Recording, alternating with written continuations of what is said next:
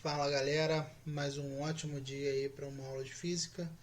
E hoje a gente vai ver a parte de lançamento horizontal e lançamento oblíquo, né? A gente já viu os movimentos de queda livre, lançamento vertical para baixo, lançamento vertical para cima.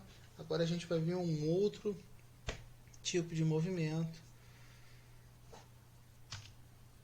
Vamos começar aí pelo lançamento horizontal.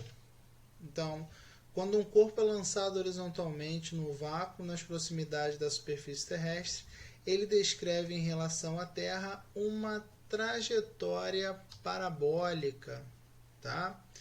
Então, quando esse corpo aqui é lançado, né, com uma velocidade v0 aqui, velocidade na horizontal, ele vai descrever essa trajetória parabólica, né, porque aqui inicialmente a velocidade na vertical é zero. À medida que ele começa a cair, essa velocidade começa a aumentar. Então, olha que ele tem uma componente de velocidade na horizontal e uma componente de velocidade na vertical, né? A gente aí que também já viu a parte de vetores, a gente consegue enxergar que ele está caindo, indo para frente. A resultante aqui das velocidades, né? Aplicando aqui a regra do paralelogramo, eu tenho a velocidade tangente à trajetória.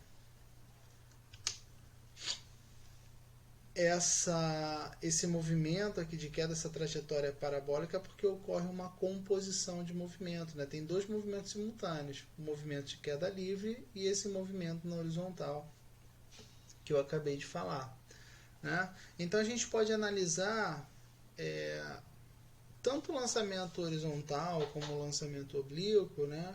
Como o movimento na horizontal e o movimento na vertical. A gente vai analisar os dois. Então vamos lá. Onde, aqui que eu acabei de falar, né? Essa velocidade aqui é a soma vetorial das componentes em x, o movimento na horizontal, e a componente na vertical, né? A velocidade em y que está relacionado com a queda livre. Então vamos ver aqui, ó, na horizontal. Então, na horizontal, essa velocidade aqui a gente está desconsiderando qualquer resistência, né? E os atritos. Eu tenho aqui que a velocidade na horizontal ela não muda. Então eu tenho um movimento retilíneo uniforme. Essa velocidade inicial aqui na horizontal eu vou chamar de Vx. Olha aqui, na horizontal inicialmente, a velocidade Vy ela é zero, porque o corpo nesse momento ele ainda não está caindo, ele está só com movimento na vertical, na horizontal. Olhando aqui, ó, imagina que esse corpo ele está deslizando sobre a mesa. Enquanto ele desliza sobre a mesa, ele só tem um movimento na horizontal. Quando chegar nesse ponto aqui que ele começar, ele sair da mesa, ele continua com o seu movimento na horizontal, só que perdendo altitude, né? Ele começa a cair por conta da gravidade. E ele começa a ter essa componente aqui, ó, na vertical. Olha aqui, dentro de tudo que a gente já viu, a cada segundo que passa, olha que o vetor velocidade na vertical, ele vai aumentando, né? Consequentemente, a velocidade, que é representada pela soma vetorial dessas duas componentes, ela vai aumentando à medida que o corpo vai caindo. Então, se na horizontal o movimento é uniforme, a gente tem a função horária do movimento uniforme. Eu só vou substituir aqui para poder calcular uma coisa que a gente chama de alcance horizontal, né? Essa bolinha aqui que sai dessa mesa, por exemplo, com uma velocidade, né, qualquer, ela vai cair num ponto aqui no solo, a uma distância desse ponto aqui. Essa distância na horizontal que a bola percorre enquanto está caindo, nessa trajetória parabólica, é o que a gente chama de alcance horizontal. Então, o espaço percorrido por ela, né, é o alcance, que eu vou chamar de A. O espaço inicial, eu posso começar a contar do zero aqui até o espaço final. Então, S0 eu posso considerar zero. A velocidade é a própria velocidade em x, que não muda, né? A velocidade na horizontal que eu estou chamando de Vx. E qual o tempo para que isso ocorra? É o próprio tempo de queda, é o tempo que ela leva para sair da posição mais alta até aqui o solo, é exatamente o tempo que ela leva para cumprir esse alcance horizontal. Então vamos olhar na vertical. Na vertical, o movimento é de queda livre, então eu tenho um movimento variado, um movimento com aceleração, então eu tenho um movimento retilíneo uniformemente variado. E aí eu vou trabalhar com todas as equações que a gente já trabalhou, nada muda, tá? Função horária do espaço num movimento retilíneo uniformemente variado, né? Eu posso supor aqui a altura inicial como zero, a velocidade inicial na vertical é zero, né? Porque inicialmente, enquanto ela está aqui na mesa, ela não está caindo. Então, inicialmente a velocidade é zero. Simplificando, eu tenho h igual a meio de gt ao quadrado. Na vertical ainda eu tenho a função horária da velocidade, tá? Onde de novo eu posso considerar a velocidade inicial igual a zero. Então eu tenho que a velocidade, né, é o produto da aceleração da gravidade vezes o tempo. Aplicando também a equação de Torricelli, posso simplificar e eu tenho a velocidade. Olha aqui a velocidade que eu estou calculando aqui, é a velocidade em y, tá? A velocidade na vertical, não é a velocidade do corpo. Olha que essa velocidade, ela é a soma vetorial, né? Aqui é o que eu vou te mostrar um módulo, né? Mas seria o vetor v é igual à soma do vetor v0 mais o vetor vy, onde v0 é o mesmo que vx. Para calcular um módulo, você vai ter que saber o seguinte, o vx nunca muda, né? Porque o movimento é retilíneo uniforme, então ele vai ter um valor. Agora o vy, para calcular, se ele te pede assim, calcule a velocidade do corpo, você vai precisar saber em qual instante. Tá? Se ele pede qual a velocidade dele aqui, olha que a velocidade dele aqui agora que está sendo pedida não é a velocidade na vertical, quando era pedido para o corpo quando ele caía verticalmente.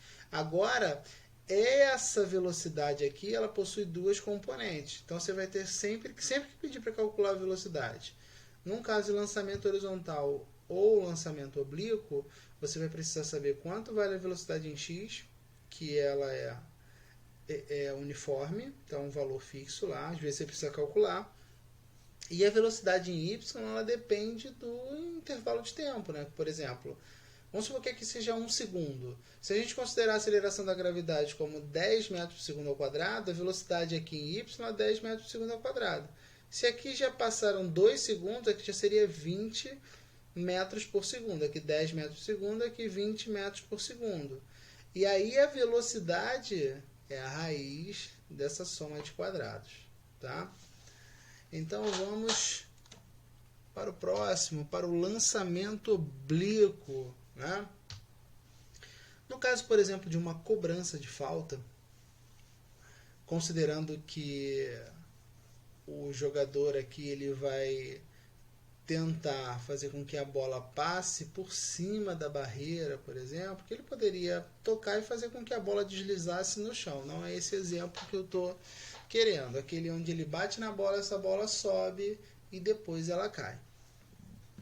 Se você observar aqui no lançamento oblíquo, né, desse ponto para cá, é basicamente o que a gente viu do lançamento horizontal. É a mesma coisa, onde aqui, nesse ponto mais alto, a velocidade aqui é só a componente horizontal, Vy é zero, enfim.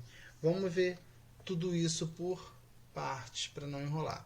Primeira coisa, quando a gente vai trabalhar com questões de movimento de lançamento oblíquo, a gente vai calcular as componentes da velocidade. Então, ó, imagina que aqui é a bola de futebol, né? O jogador chuta e essa bola ela tem uma velocidade inicial. Olha a trajetória aqui, parabólica ainda. Por quê? Ela tem uma componente na horizontal e uma componente na vertical. Então, aqui, até esse ponto aqui, ela sobe indo para frente. Olha o ângulo aqui, também é o que a gente vai analisar. Algumas questões perguntam sobre esse ângulo de lançamento. Então, aqui ela tem um ângulo. Eu posso calcular quanto vale Vx e Vy, né, de acordo com esse ângulo. A gente sabe que o seno de um ângulo é o cateto oposto sobre a hipotenusa, que nesse caso o cateto oposto é a componente em y, a hipotenusa é a própria velocidade inicial. Pegando esse termo aqui que está dividindo, passando para cá, multiplicando, eu tenho que a velocidade em y inicial é a velocidade de lançamento vezes o seno do ângulo. A componente em x, né, está relacionada com o cosseno. Escrevi aqui o seno. Deixa eu só escrever aqui que eu repeti. Né? Então, eu tenho o cosseno.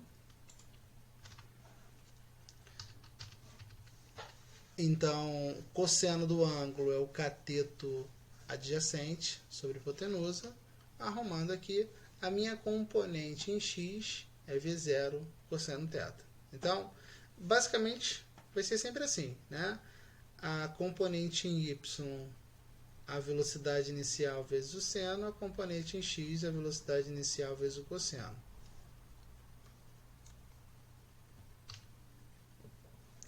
Vamos olhar esse movimento na horizontal.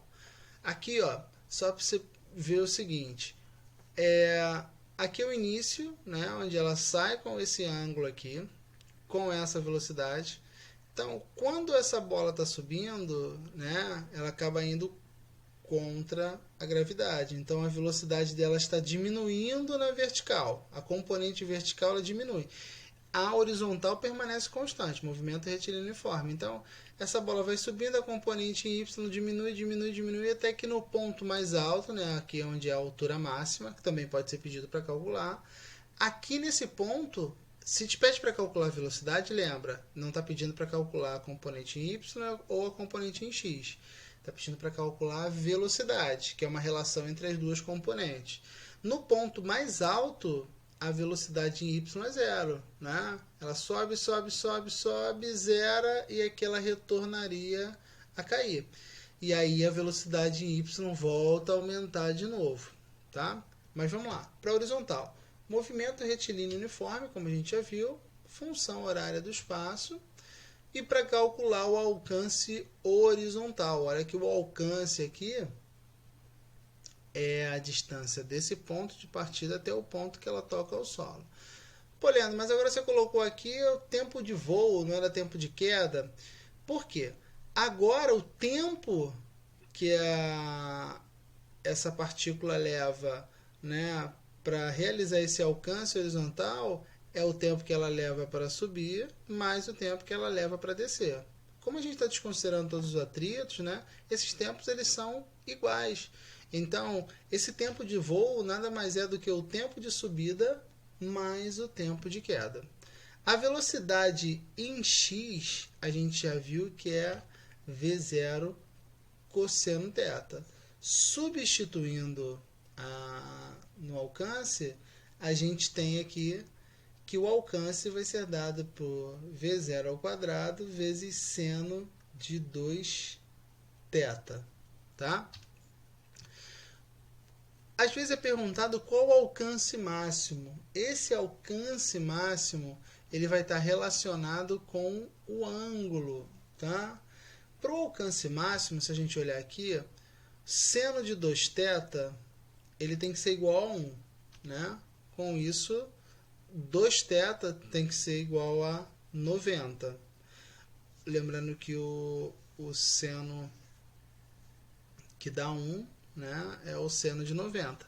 Então, θ tem que ser igual a 45 graus. Então, um corpo lançado horizontalmente ele tem o maior alcance quando esse ângulo de lançamento aqui é de 45 graus. Agora vamos olhar esse movimento na vertical. Na vertical, a gente já viu, né, eu tenho um movimento uniformemente variado, onde na subida é um movimento retardado, a velocidade diminui, e na descida eu tenho um movimento acelerado, a velocidade aumenta com o tempo. Vou aplicar as mesmas equações, aqui eu não vou abrir todas elas de novo. Lembrar que a componente inicial em y é V0 seno θ. Aplicando aqui na função horária da velocidade, A velocidade final em y, ela é zero aqui nesse ponto aqui, no caso aqui analisando na subida, o tempo de subida, esse tempo t aqui eu vou chamar de ts, tempo de subida. Substituindo v0 e y aqui, eu tenho que o tempo de subida seria v0 seno θ sobre a gravidade. Para calcular a altura máxima, né, aqui nesse ponto, eu tenho o tempo igual a 2 vezes, né, aqui é o tempo de subida. Se esse aqui é o tempo de subida, V0 seno θ sobre G, o tempo de voo é 2 vezes isso, né? Porque se ele leva V0 seno θ sobre G para subir, isso aqui representa um valor numérico, ela leva a mesma coisa para descer. Então o tempo de voo pode ser representado por 2 vezes isso aqui, né? Para o cálculo da altura máxima, aqui eu estou usando a equação de Torricelli, né, onde a velocidade final em y é zero. Então ela sobe, sobe, sobe, sobe, para. Né? E qual é a inicial? V0 seno θ, menos 2GH. Arrumando aqui, eu tenho que essa altura aqui é a altura máxima. Tá? Vai ser V0 seno θ ao quadrado dividido por 2 vezes a aceleração da gravidade. Galera, valeu mais uma vez. A gente fica por aqui. Hoje é um pouco mais curtinha essa aula, né? São só 2 tópicos com base na cinemática que a gente já viu. Então a gente consegue enxergar aqui uma composição de movimento horizontal, né? No caso um movimento retilíneo uniforme, e um movimento, né, na vertical, sendo de queda livre no caso do lançamento horizontal, e aqui no caso eu tenho um movimento na vertical, ele é lançado verticalmente. Na verdade ele não é lançado, a componente dele é vertical. Valeu, galera, e até a próxima.